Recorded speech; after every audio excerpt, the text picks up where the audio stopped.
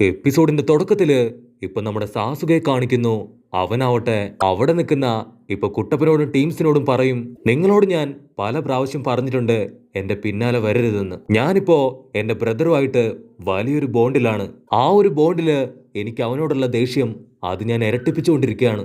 ഈ ലോകത്തില് ഒരുപാട് ടൈപ്പ് ഓഫ് ബോണ്ടുകളുണ്ട്. അതില് സ്വന്തം ബ്രദറിനെ വെറുക്കുന്ന ഒരു ബോണ്ടാണ് എന്റേത്. അപ്പൊ കുട്ടപ്പൻ അവൻ അവസാനമായിട്ട് സാസുകയായി ഫൈറ്റ് ചെയ്ത ആ ഒരു സീൻ ആലോചിക്കും. അൺബിലീവബിൾ, നിന്നെ വിശ്വസിക്കാൻ കഴിയുന്നില്ല. സ്വന്തം വില്ലേജിനെതിരായിട്ട് നീ ഇപ്പോ ഓറോച്ചിമാറുവിന്റെ കൂടെ കൂടി സ്വന്തം ലൈഫ് അത് നശിപ്പിക്കുകയാണ്. അതിന് മൈ ലൈഫ് മൈ റൂൾസ് എന്ന് ഇപ്പൊ സാസുക പറയും. ഇതെന്റെ ജീവിതമാണ്, അതെങ്ങനെ ജീവിക്കണമെന്ന് ഞാൻ തീരുമാനിക്കും. അച്ഛനും അമ്മയും സിബ്ലിങ്സും ഒന്നുമില്ലാതെ വളർന്ന നിനക്ക് എന്റെ വേദന മനസ്സിലാവില്ല.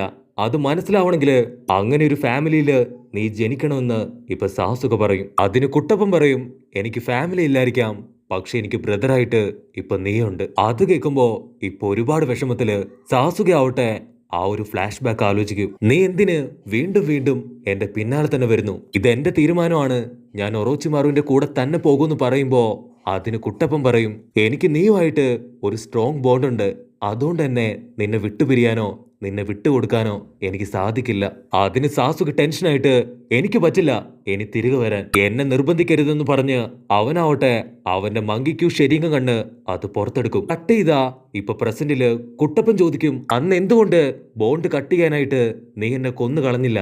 അതിന് സാസുക, എനിക്ക് ആ ബോണ്ട് അത് തകർക്കാൻ ആഗ്രഹമില്ലായിരുന്നു എന്ന് പറഞ്ഞ് ഇപ്പൊ ഫ്ലാഷ് ബാക്കിലേക്ക് വീണ്ടും പോവും. ഹിറ്റാച്ചി പറയും, നിനക്ക് മങ്കിക്കു ശരീരം കണ്ണ് അത് തുറക്കണമെങ്കിൽ നിന്റെ ബെസ്റ്റ് ഫ്രണ്ടിനെ നീ കൊന്നു കളയണം. കട്ട് ചെയ്താ ഇപ്പൊ സാസുക പറയും, എനിക്ക് എന്റെ ബ്രദറിനെ കൊല്ലാൻ അതിന് നിന്നെ ആവശ്യമാണ്. കൂടുതലൊന്നും നീ ചോദിക്കണ്ട, ഞാൻ പറയില്ല. ഈ ഒരു ബോണ്ട് അത് തകർക്കാൻ ഞാനിപ്പോ ആഗ്രഹിക്കുന്നില്ല. വീണ്ടും ഫ്ലാഷ് ബാക്കില് സാസുക ചിത്തോരി പവർ എടുത്തും കുട്ടപ്പൻ റസൻഗൺ പവർ എടുത്തും ഏറ്റുമുട്ടി അടിച്ചു തെറിക്കും. അതില് കുട്ടപ്പന് പരുക്ക് പറ്റി അവന്റെ ബോധം പോവും. പക്ഷെ യഥാർത്ഥത്തില് ഒരു ഫൈറ്റിൽ ഒരാൾ തോക്കണമെങ്കിൽ അവരുടെ ഹെഡ് ബാൻഡിന് സ്ക്രാച്ച് വീഴണം. അന്ന് ആ ഫൈറ്റില് സ്ക്രാച്ച് വീണത് കുട്ടപ്പന്റെ ബാൻഡിലല്ല, മറിച്ച് സാസുകയുടെ ബാൻഡിലാണ്. അപ്പോഴത്തേക്കും വലിയ മഴ പെയ്ത് സാസുകയുടെ ബാൻഡ് അത് താഴേക്ക് ഊരി വീഴും. സാസുക മുട്ടുകുത്തിയിരുന്ന് നറൂട്ടോ കുട്ടപ്പന്റെ നേരെ നോക്കി നിൽക്കും. ഇപ്പൊ പ്രസന്റില് സാസുക പറയും, അന്ന് നിന്നെ കൊല്ലാതെ വെറുതെ വിട്ടത് അതെന്റെ ആവശ്യത്തിനാണ്. സാക്കുറയ്ക്കാണെങ്കിൽ ഒന്നും മനസ്സിലാവില്ല, എന്താണ് നീ പറയണെന്നും പറഞ്ഞ് അവൾ അവനെ നോക്കി നിൽക്കും. സാസുക ഉടനെ ഇപ്പൊ ചാടി കുട്ടപ്പന്റെ അടുത്തേക്ക് വന്ന് കുട്ടപ്പന്റെ ചെവി പറയും, ഹണി, ഞാൻ പറയുന്ന കേക്ക്, നിന്റെ ഏറ്റവും വലിയ ആഗ്രഹം അതൊരു ഹൊക്കാഗെയായി മാറണമെന്നല്ലേ? എന്റെ പുറകെ നടന്ന് സമയം കളയാതെ നീ അതിനുവേണ്ടി പ്രാക്ടീസ് ചെയ്യ്. അതിന് കുട്ടപ്പൻ പറയും, എന്റെ ബെസ്റ്റ് ഫ്രണ്ടിനെ അവനെ രക്ഷിക്കുന്നതിനപ്പുറം എനിക്ക് ഒരു ഹൊക്കാഗെ ആവണ്ടെന്ന് പറയുമ്പോ സാസുക ആവട്ടെ അവന്റെ സ്ക്വാഡ് അത് പതിയെ ഇപ്പൊ പുറത്തേക്ക് എടുക്കും. സാസുക കത്തിയെടുത്ത് കുട്ടപ്പനെ പിടിച്ചു വെട്ടാൻ നേരം ഇപ്പൊ സായി അവൻ ഓടി വന്ന് സാക്കുറയുടെ കൈ പിടിച്ച് ഇപ്പൊ മടക്കി ലോക്ക് ചെയ്യും. അതിന് സാസുക, നിന്റെ ഡിഫെൻഡിങ് കപ്പാസിറ്റി ആ തട്ടിപ്പൊളിയാണെന്ന് പറഞ്ഞ് സായി അങ്ങനെ തന്നെ ചുരുട്ടിയെടുത്ത് നിലത്തടിക്കും. ഇത് കണ്ട മാസ്റ്റർ ആവട്ടെ ആള് ടെൻഷനായിട്ട് ഇപ്പൊ ആളുടെ ജിപ്സു പുറത്തെടുക്കാൻ തുടങ്ങും. അത് കണ്ട് സാസുക ടെൻഷനാവും. അവൻ അവന്റെ ശരീരം കണ്ണു തുറന്ന് അവന്റെ ചിത്തോരി പവർ എടുത്ത് അവിടെ ഒരു ഒറ്റ ഇടി. ആ ഒരു ഇടിയുടെ പവറില് ഇപ്പൊ കുട്ടപ്പന്റെ മാല പോലും തെറിച്ച് ദൂരെ പോവും. ഇവിടെ സാസുകയുടെ ബോഡിയിൽ നിന്നും ഇപ്പോഴും ഇലക്ട്രിക് വേവ്സ് അത് സ്പ്രെഡ് ആയിക്കൊണ്ടേയിരിക്കുകയാണ്. പക്ഷെ സാക്കുറ മാത്രം മറ്റൊന്നും ശ്രദ്ധിക്കാതെ ഇപ്പൊ സാസുകയെ മാത്രം നോക്കി നിന്ന് അവൾ ഒരു ഫ്ലാഷ് ബാക്കിലേക്ക് പോവും. ചെറുപ്പത്തിൽ നറൂട്ടോ സാക്കുറയെ പ്രൊട്ടക്ട് ചെയ്യാനായി ഒരുപാട് അടി വാങ്ങിക്കൂട്ടും. അതിന് സാക്കുറ പറയും, ഇനി മുതല് ഒരിക്കലും ഞാൻ നിനക്കൊരു ബേർഡൻ ആവില്ല. ഇപ്പൊ പ്രസന്റില് സാക്കുറ ആവട്ടെ ആ കാര്യങ്ങളെല്ലാം ഓർത്ത് അവളുടെ ഫുൾ പവറില് അലറിക്കാറിക്കൊണ്ട് ഇപ്പൊ സാസുകെ അടിക്കാനായിട്ട് അവന്റെ അടുത്തേക്ക് ഓടി അടുക്കാണ്. അവള് ചക്ര പവർ കയ്യിലെടുത്ത് തീർച്ചയായിട്ടും നിന്നെ ഞാൻ തന്നെ അടക്കുന്നു പറഞ്ഞ് അവന്റെ തൊട്ടടുത്തെത്തുമ്പോ സാസുകെ ആവട്ടെ അവൻ ഒരു കൂസലും ഇല്ലാതെ ഇപ്പൊ സ്ക്വാഡ് കയ്യിലെടുത്ത് അവളെ വെട്ടാനായിട്ട് റെഡി ആയിട്ട് നിൽക്കും. മാസ്റ്ററിന് മനസ്സിലാവും, ഈ ഒരു സ്പീഡില് സാക്കുറ ഓടി വരികയാണെങ്കിൽ സാസുക തീർച്ചയായിട്ടും അവന്റെ സ്ക്വാഡ് ഉപയോഗിച്ച് അവളെ വെട്ടും. മാസ്റ്റർ ഒട്ടനെ ഇപ്പൊ ആളുടെ കത്തിയെടുത്ത് സാസുകയുടെ നേർക്ക് എടുത്തു ചാടി അവനെ ബ്ലോക്ക് ചെയ്യും.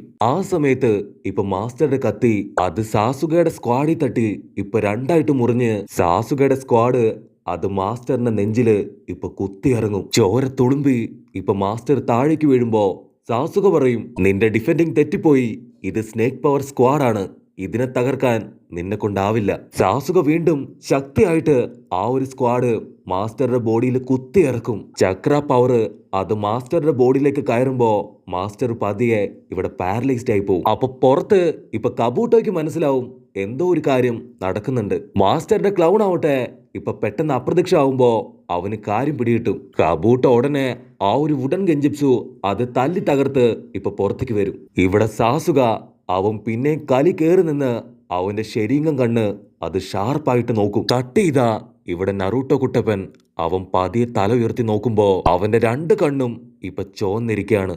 അവന്റെ നയൻ ടൈൽ ചക്ര അത് പതിയെ പതിയെ ഇപ്പൊ പുറത്തേക്ക് വരികയാണ്. അവന്റെ ഉള്ളിലെ ആ ഒരു നയൻ ടൈൽ ഫോക്സിന്റെ ഗ്രില്ല് കാണിക്കും.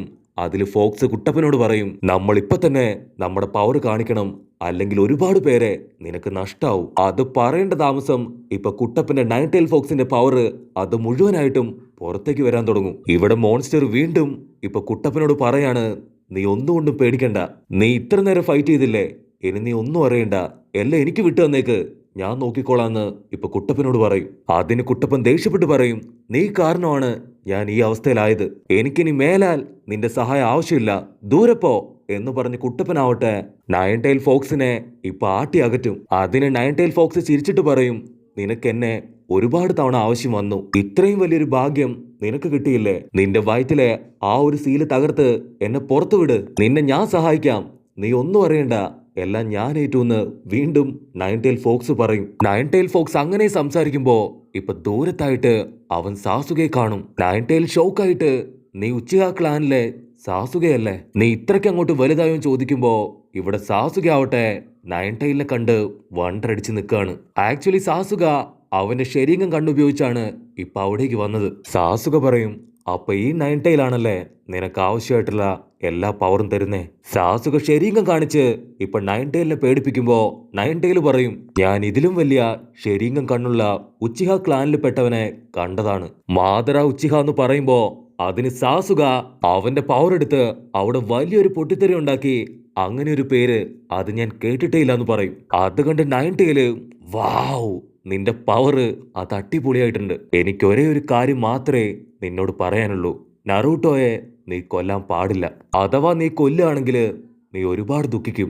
ഇവിടെ സീൻ ബ്ലാക്ക് ഔട്ട് ചെയ്താ ഇപ്പൊ പ്രസന്റില് കുട്ടപ്പനാവട്ടെ അവൻ പതിയെ എഴുന്നേറ്റ് വരികയാണ്. സാക്കുറയ്ക്കാണെങ്കിൽ അവക്ക് ഇപ്പോഴും ഒന്നും മനസ്സിലായിട്ടില്ല. അവൾ അങ്ങോട്ടും ഇങ്ങോട്ടും നോക്കി എന്താ ചെയ്യേണ്ടെന്ന് അറിയാതെ വണ്ടറടിച്ച് നിൽക്കാണ്. സാസുകി അവന്റെ സ്ക്വാഡ് അത് മാസ്റ്ററുടെ നെഞ്ചില് ഇപ്പൊ കുത്തി ഇറക്കുമ്പോ മാസ്റ്റർ ആവട്ടെ തന്റെ സകല ശക്തി സംഭരിച്ച് വുഡ് ജിപ്സും എടുത്ത് സാസുകയുടെ തലയ്ക്ക് ഇപ്പൊ ഒരൊറ്റ അടി. ആ ഒരു അടിയില് ഇപ്പൊ സാസുക തെറിച്ചു പോയി ദൂരത്ത് നിൽക്കും. പക്ഷെ സാസുകയ്ക്ക് ഒരു പോറല് പോലും ഏക്കില്ല. അവൻ വീണ്ടും സ്ക്വാഡ് എടുത്ത് കുട്ടപ്പനെ വെട്ടാനായി ചാടി ചാടി നിൽക്കുന്നതോട് കൂടെ ഈ ഒരു എപ്പിസോഡും അവസാനിക്കുന്നു.